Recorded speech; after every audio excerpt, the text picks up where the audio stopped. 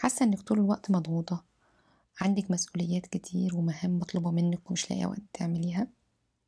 طول الوقت بتجري ورتم الحياة بقى سريع. تعالي النهاردة نعرف ايه اسباب الضغوط دي وازاي نقدر نتعامل معاها. انا شيماء سليمان وده بودكاست انتي واهدافك. الحياة فعلا بقى رتمها سريع قوي. يعني احنا مثلا كأمهات بقى عندنا مسؤوليات كتير قوي. يعني مثلا مسؤوليتنا ناحية البيت، ناحية الولاد، ناحية نفسنا، ناحية الناس اللي حوالينا اللي احنا نعرفهم. كمان الدراسة دلوقتي بدأت بقى في دروس وتمارين ومدارس وحاجات كتيرة قوي بنعملها. يعني احنا طول الوقت مضغوطين فعلا، بنجري كأننا بنجري في سبق، مش عارفين احنا هنوقف امتى والله. بس قبل ما نعرف هي ايه اسباب الضغوط دي وازاي نقدر نتعامل معاها، تعالي اقولك هي الضغوط دي تأثيرها ايه على حياتك. الحياة اللي مضغوطة طول الوقت دي اللي انت فيها مش قادرة تتنفسي، مش قادرة تقفي وتفكري، مش قادرة تقفي وتشوفي انت رايحة فين وجاية منين، بتحطك في وضع كده اسمه السيرفايفل مود او مود البقاء. انت بس كل همك وانت في المود ده ان هو اليوم يعدي وخلاص، يعني ما بفكرش في حاجة تانية، بس هو اليوم كده يعدي وخلاص. انا ما عنديش وقت اصلا ان انا اقعد افكر. خطورة المود ده ان هو ما ينفعش نكمل حياتنا بيه. احنا لازم ننتقل لمود تاني اسمه مود الازدهار، او المود اللي انا ببدأ اطور فيه حياتي. المود اللي بقعد افكر فيه في اهدافي وبحط خطط لحياتي وابتدي انفذها. المود اللي بيبقى عندي فيه وقت افكر والاحظ هو انا محتاجة ايه في المرحلة دي، ولادي محتاجين ايه في المرحلة دي، ايه الاهداف اللي انا اقدر احطها لحياتي ولحياة ولادي عشان تكون حياتنا احسن. المود ده انا بقدر اطور فيه حياتي، بيبقى عندي وقت افكر وانفذ اللي انا بفكر فيه. لكن في المود الاولاني اللي انا مضغوطة فيه طول الوقت ده انا ما عنديش الوقت ده. انا بس بجري، ما عنديش وقت اصلا ان انا اقعد افكر والاحظ واطور والكلام اللي انتي بتقوليه ده. بس الحياة ما ينفعش تستمر بالشكل ده، لان دي خطورة الوضع ده علينا. ان احنا هنعيش بس كده وهنكتشف بعد كده ان احنا فعلا ما كناش بنعمل حاجة، احنا كنا بنجري وبس. فعشان ننتقل للوضع التاني ونبتدي نحط خطط واهداف ونبتدي نطورها ونشتغل عليها، تعالوا نعرف هي ايه بقى اسباب الضغوط دي.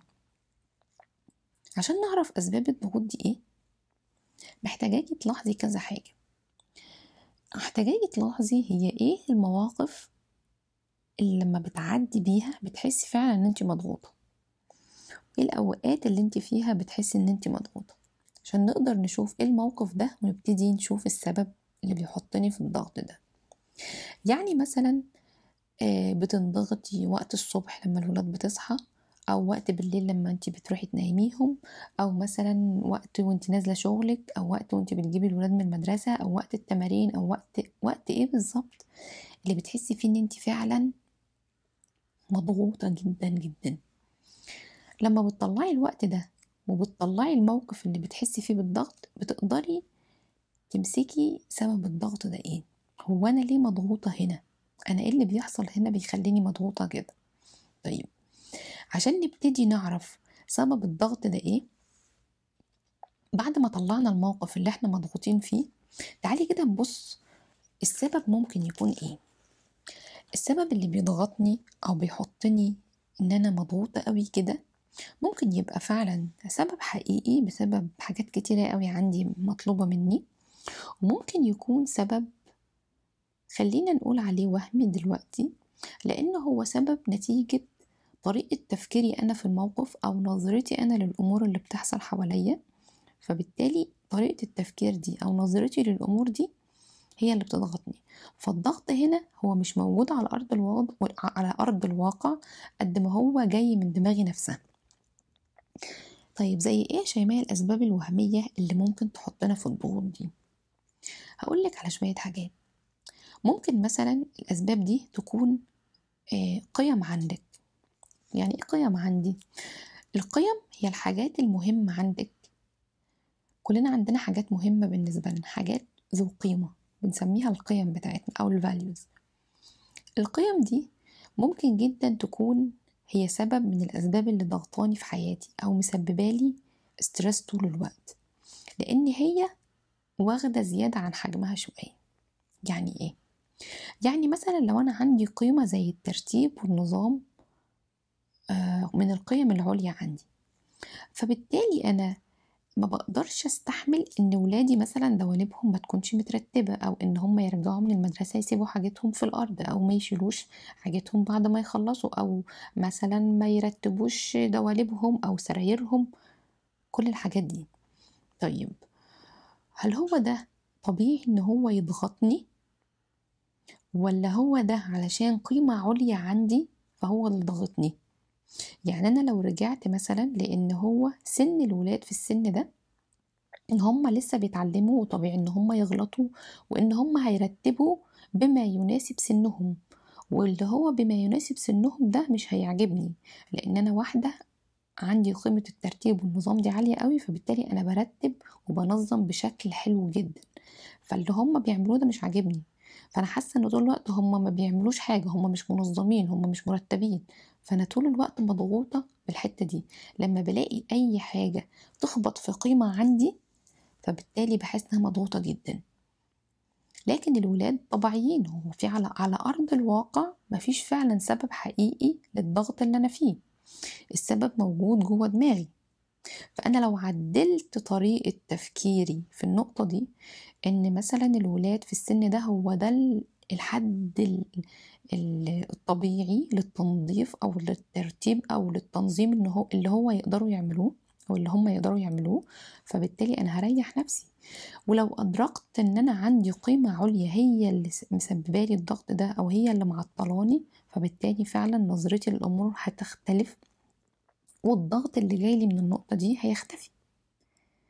طيب ده ممكن تبقى قيمة عليا عندي هي اللي معطلاني.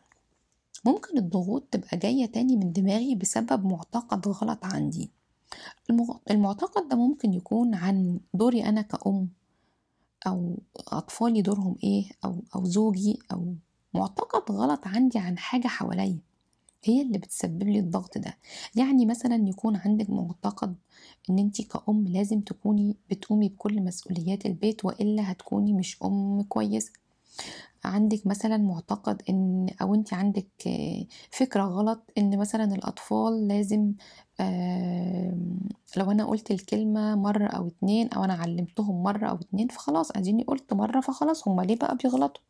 مثلا حاجة غلط في دماغي عن الحاجات اللي بتحصل حواليا، او على المواقف اللي بتحصل حواليا، فهي اللي عاملة لي الضغط ده. فبالتالي محتاجة اعرف ايه سبب الضغط بالظبط. لو حددت الموقف وعرفت بالظبط هو انا ليه بتعصب في الوقت ده، او هو انا مضغوطة ليه، هيسهل عليا جدا ان انا اوصل للحل. ممكن جدا كمان الضغوط تبقى جاية من الناس اللي حواليا، تكون جاية من المجتمع اللي حواليا، من الناس اللي حواليا، من صحابي، من نظرة الناس ليا انا. خايفة مثلا او مضغوطة جدا بان ولادي يبقى شكلهم مش كويس قدام مامتي وبابايا او صحابي او whatever يعني.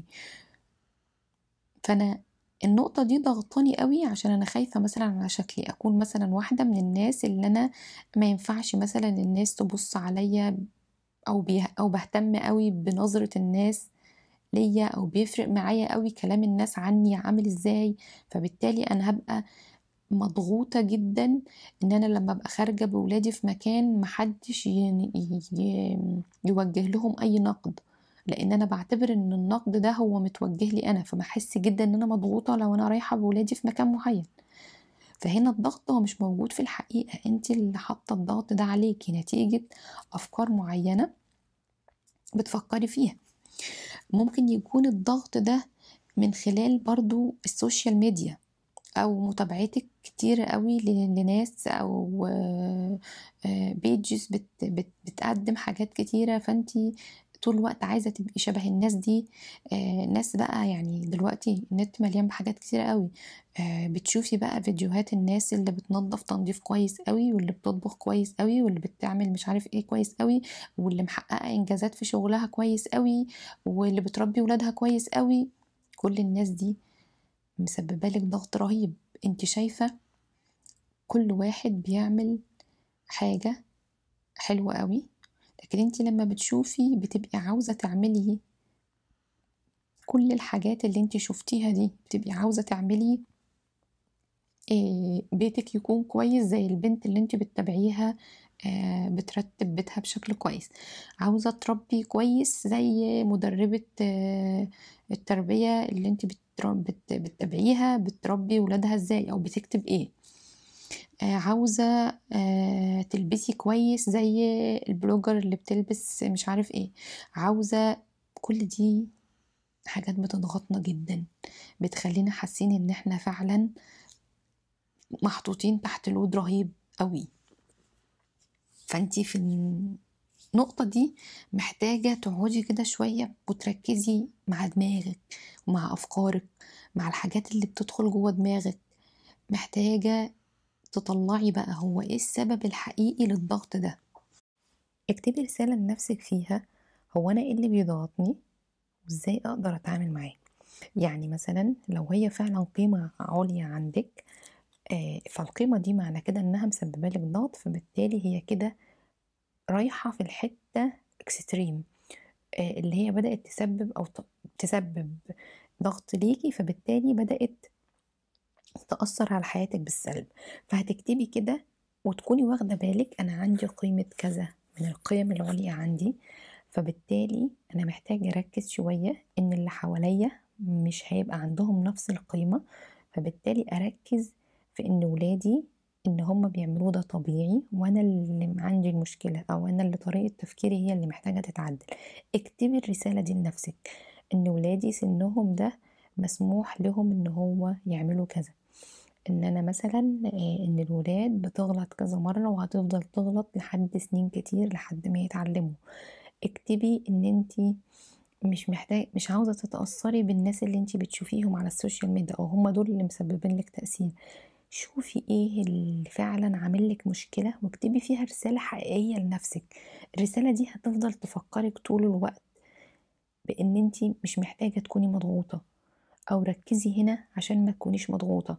الرسالة دي هتكتبيها لنفسك تفضلي طول الوقت تقريها او حطها في مكان ظاهر ليكي او تفضل معاكي طول الوقت وفي دماغك. غير كده كمان ان معرفتك للحاجات دي وتركيزك هتلاقي نفسك بتقفشي نفسك او بتقفشي دماغك كده، لا انتي هنا مضغوطة عشان كده، فهتلاقي نفسك هديتي وبدأتي توقفي شوية او تهدي شوية.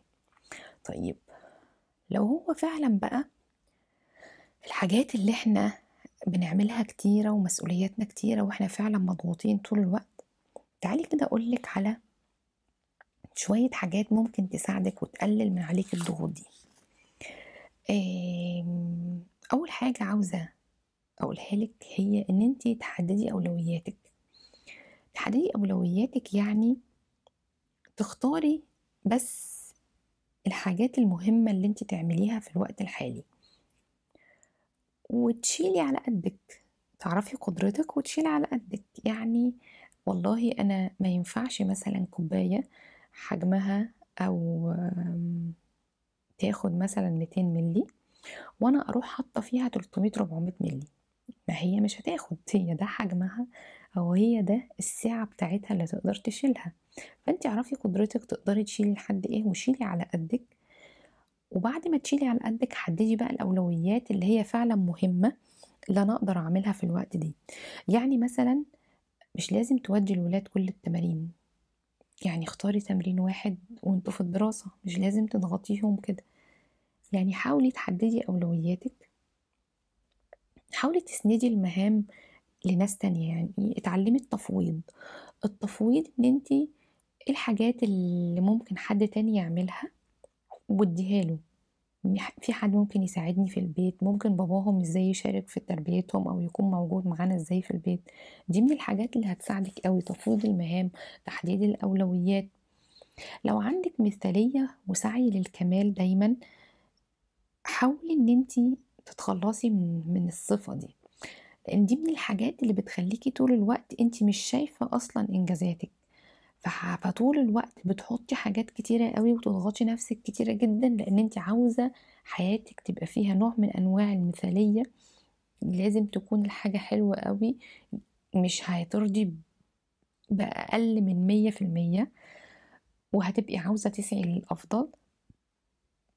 فلو عندك نوع من أنواع المثالية والسعي للكمال حاولي تشتغلي على النقطة دي لأنها نقطة مهمة قوي.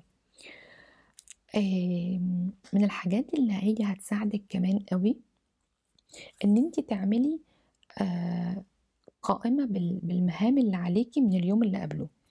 يعني كل يوم بالليل ابتدي اكتبي انا بكره هعمل كذا وكذا وكذا وكذا. ده بيوفر معاكي وقت جدا لان انت لما بتصحي من النوم مش عارفه انت هتعملي ايه النهارده او عندك ايه النهارده، فبتفضلي متشتته ومش عارفه تفكري اصلا، وتلاقي ان الامور مش تحت سيطرتك، تلاقي ان اليوم بيجري منك لان انت مش عارفه تعملي فيه ايه. فهو المخ يا اما بيفكر يا اما بينفذ. فانت لو وفرتي مهمه التفكير دي من اليوم اللي قبله، انت مش هياخد منك 10 دقايق قبل ما تنامي تكتبي الحاجات اللي مطلوبه منك ان انت تعمليها تاني يوم، وهتقومي تاني يوم على الحاجات المطلوبه منك على طول. من الحاجات برضو اللي ممكن تفرق معاكي ان انت تاخدي وقت خاص بيكي او كواليتي تايم، وقت ليكي انت تعملي فيه حاجه بتحبيها. يعني مثلا مع طول اليوم وانتي مضغوطة بقى وعندك مسؤوليات كتيرة وبترجعي آخر اليوم، لو انتي ما خدتيش وقت ليكي عشان تفضي التعب والضغط بتاع طول اليوم ده، هتيجي اليوم اللي بعده هتحطي ضغط على ضغط، فانتي مش هتقدري تستحملي. انتي خلاص هتحترقي بعد كده. يعني مثلا تخيلي ان انتي عندك كوباية، الكوباية دي لما بتتملي بت... بتوقع. فتخيلي ان انتي كوباية وبعدين بتتملي بالضغوط، فانتي خلاص بيجي على اخر اليوم الكوباية اتملت. فاحنا محتاجين نفرغ بقى. هنفرغ بايه؟ الحاجة اللي هتساعدنا ان احنا نفرغ هو ان احنا نهتم بعلاقتنا بنفسنا شوية، وندي لنفسنا وقت نعمل فيه حاجة بنحبها، نعمل حاجة تفرق مع نفسنا. تشربي حاجة بتحبيها، تقرأي حاجة بتحبيها، تعملي اي حاجة تفرق في نفسيتك انتي. ده هيفرق معاكي جدا لان انتي هتصحي تاني يوم والكوباية بتاعتك فاضية، هتبتدي تحطي فيها ضغوطات باقي اليوم، وهتيجي برضو اخر اليوم تفضيها. يعني ما تسمحيش لنفسك ان انتي تنامي وانتي على اخرك كده، يعني فضي قبل ما تنامي عشان ما نحطش ضغوط على ضغوط على ضغوط. في حاجة برضو كمان ان انتي تتخلصي من المشتتات. يعني في مشتتات كتيرة قوي حوالينا، انتي نفسك يومك هتلاقي فيه حاجات كتيرة قوي بتفصلك وبتشتتك طول الوقت. لما بتكوني مركزة على حاجة في يومك ركزي عليها وما تركزيش في الحاجات اللي بتشتتك، لان الحاجات دي برضو بتسحب من وقتك. يعني زي الموبايل مثلا، الموبايل لو انت طول الوقت بيرن، يعني انت مثلا بتعملي مهمة، المهمة دي لو هتاخد نص ساعة، انت مع المشتتات التانية ممكن تخلصيها في ساعة ونص. فالوقت الزيادة ده مع كل مهمة، فلو انت وفرتيه هيوفر معاكي وقت في اخر اليوم، فبالتالي هيقلل احساسك بالضغوط دي. اخر حاجة عاوزة اقولها لك، ظبطي بقى البوصلة بتاعتك وعيدي النظر في القيم بتاعتك ومعتقداتك، افكارك اللي طول الوقت بتتشكل، وخلي عندك وعي بيها. اتمنى تكوني استفدتي بالكلام والموضوع فرق معاكي، وطلعتي ولو بحاجة واحدة بس تبتدي تنفذيها عشان تفرق في رتم الحياة بتاعك، وتبتدي تعيشي حياة اكتر ازدهار تقدري فيها تحققي كل اهدافك. لو وصلتي معايا لحد هنا فشكرا ليكي، والسلام عليكم.